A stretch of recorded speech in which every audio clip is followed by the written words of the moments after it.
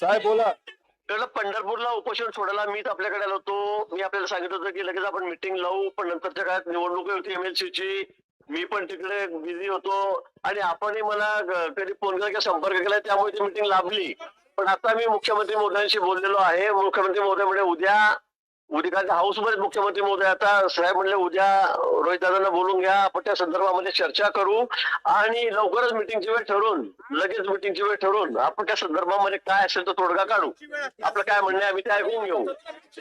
मिटिंगची वेळ आताच ठरवणार साहेब. शेतकरी आता आता रस्ता रोको वगैरे करू नका. आता शाळेतले मुलं आहेत, शाळेतले मुलं अडकून पडलेले आहेत, उपाशी आहेत, तपाशी आहेत. साहेब ऐकू येत नव्हतं. लोक आवाज करतायत. हा साहेब सांगा ना. उद्या सकाळी मी सांगतो की आपण मुख्यमंत्री महोदयांना भेटू, त्यांच्याकडून पुन्हा वेळ घेऊ आणि त्यानंतर लगेच आपण मिटिंग करू.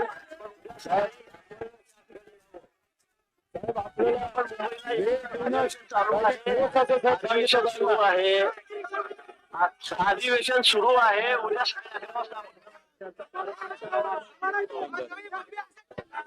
उद्या उद्या वेळ घेऊ असं सांगतायत. अरे पण मला सांगा, आपण इथं बसलोय, बाकी नेते तिथं होते. नेत्यांना तुम्ही जाऊन कसं दिलं? आता आम्हाला घेऊन गेलो काय? कोण राहिलं मग तुमच्यासाठी इथं? कोण राहिलं? आता आम्हाला नेतील तर तुम्ही काय करणार? मग घेऊन देणार का नाही देणार?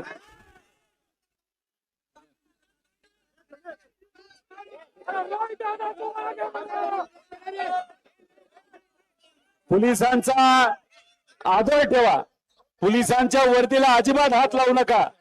पण आपल्या हक्कासाठी आपल्याला लढावं.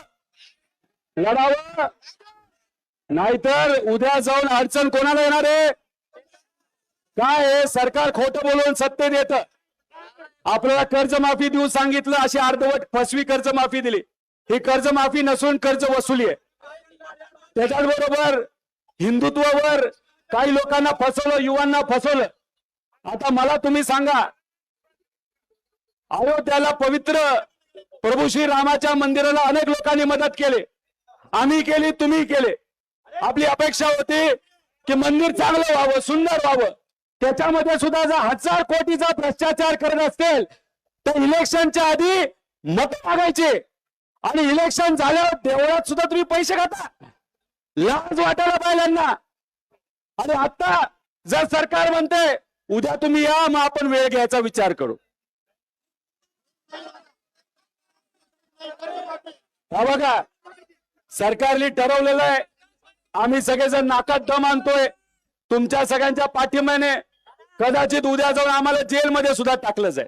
काय करायचं? काय करायचं? मुख्यमंत्री शब्द देतील का? मुख्यमंत्री शब्द देतील का? नाही ठरली. चर्चेची वेळ ठरलेली नाही. चर्चेच्या बाबतीत ते सांगतायत उद्या नाही. आम्हाला त्यांनी सांगितलेलं उद्या भेटू मग वेळ घेऊ, असं चालत नसतं. आम्हाला शब्द लागणार आहे.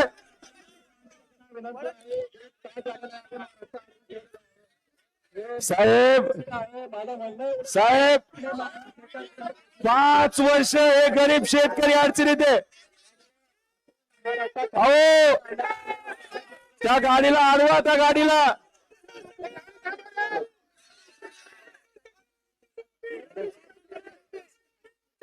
जर एकजूट नाही झाली, हे बघा, नीट परीक्षाचा पेपर फोडला, सीबीआयने धाडी टाकल्या आणि आता सीबीआय शांत. हे बघा, शाळा सुटलेली नाही, 3 वाजता सुटणार आहे.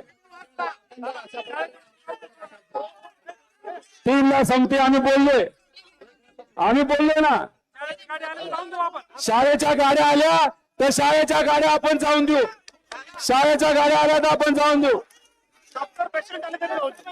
डॉक्टरची गाडी, पेशंटची गाडी, ऍम्ब्युलन्स, सगळ्यांना आपण सहकार्य करू. हे बरोबर नाही. हे बघा, आपण असं शांत राहिलो असतो तर ही फसवी कर्जमाफी आपल्यावर लादली असते. आपण पंढरपूरला आंदोलन केलं, आता इथं आंदोलन केलं, त्यामुळे शेतकऱ्याला कळलेलं हे सरकार आपल्याला